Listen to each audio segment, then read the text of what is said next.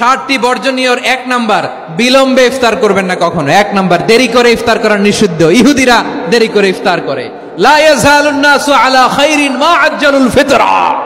বিশ্বনবী বলেছেন, এই উম্মত যতদিন আগে আগে ইফতার করবে, এই উম্মতের কপাল থেকে কল্যাণ কেউ ছিনিয়ে নিতে পারবে না। চিল্লায় বলেন ঠিক কি না?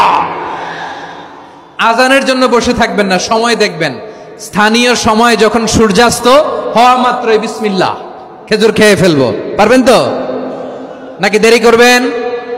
2 নাম্বার, রমাদানের পবিত্রতা বজায় রাখবো। কোনো তর্ক বিতর্ক অশ্লীলতায় আমরা জড়াবো না, ঝগড়া করবো না, সরাসরিও না, ফেসবুকেও না।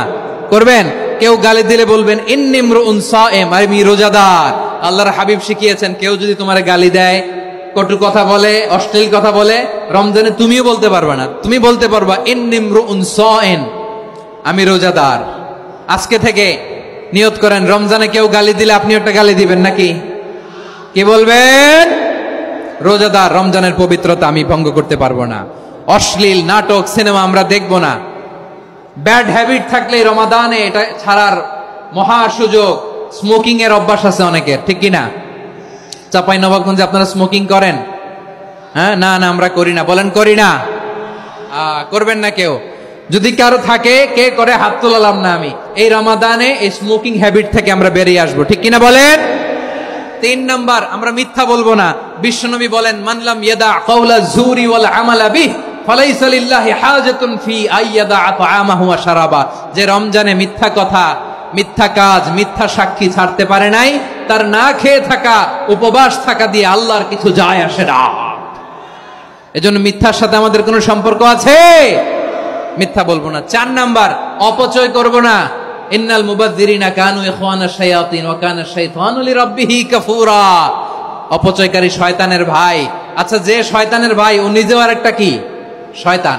যে শয়তানের ভাই ও নিজেও আরেকটা কি? অপচয় করব না। ইফতারি করতে যে আমরা অনেকে অপচয় করি, এগুলো করবেন আপনারা? না, অপব্যয় করব না। 5 নাম্বারে, রিয়া, লোক দেখানো ইবাদত আমরা করব না। লোক দেখানোর জন্য নামাজ, রোজা, জিকির, তেলাওয়াত, দান, সদকা এগুলো করলে আল্লাহর দরবারে এগুলো কবুল হবে?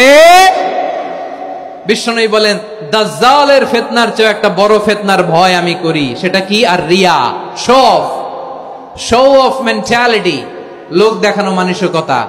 এটা থেকে আমরা বিরত থাকবো ইনশাআল্লাহ। 6 নাম্বার, অনেক গুরুত্বপূর্ণ। ব্যবসায়ী ভাইয়েরা, ব্যবসা করেন কারা কারা? হাত তুলে দেখান তো আমারে। মাশাআল্লাহ, হাত নামান। ব্যবসায়ী ভাইয়েরা, অনেক অসাধু ব্যবসায়ী আছে, রমজান আসলে নিত্য প্রয়োজনীয় পণ্যের মূল্য বৃদ্ধি করে দেয়। এরকম আছে না নাই? এগুলো করবেন না। মজুদদারি করবেন না। পণ্যের কৃত্রিম সংকট বাজারে করবেন না। আপনি লাখ টাকা কামায়া ভাবছেন যে রোজাদারদের কষ্ট দিয়ে ধনী হবেন। এমন রোগ আল্লাহ আপনারে দিবে, কোটি টাকা দিয়েও আপনি হাসপাতালের বিল পরিশোধ করার ক্ষমতা আপনার হবে না। খবরদার। শেষ বয়সে দেখবেন কি কষ্ট আপনার হয়। আপনি রোজাদারদের কষ্ট দিয়েছেন, আল্লাহ আপনার সুখে রাখবে? আল্লাহর দোহাই লাগে, আমার ব্যবসায়ী ভাইয়েরা এটা করবেন না। আরব বিশ্বে আমরা দেখেছি, আরব বিশ্বের ব্যবসায়ীরা সারা বছরে ব্যবসা করে, রমজানে ভর্তুকি দেয়। আর আমার দেশের কিছু অসাধু ব্যবসায়ী রমজানে গলাকাটা ব্যবসা করে আর সারা বছর সইটার উপর দিয়ে চলে। চিল্লায় বলেন ঠিক কিনা? করবেন না, এটা করবেন না। নিত্য প্রয়োজনীয় পণ্যের মূল্য বৃদ্ধি করা হারাম। পণ্যের কৃত্রিম সংকট তৈরি করা হারাম। মজুদদারি করা হারাম। রোজাদারদেরকে কষ্ট দেয়া হারাম। এটা করবেন না।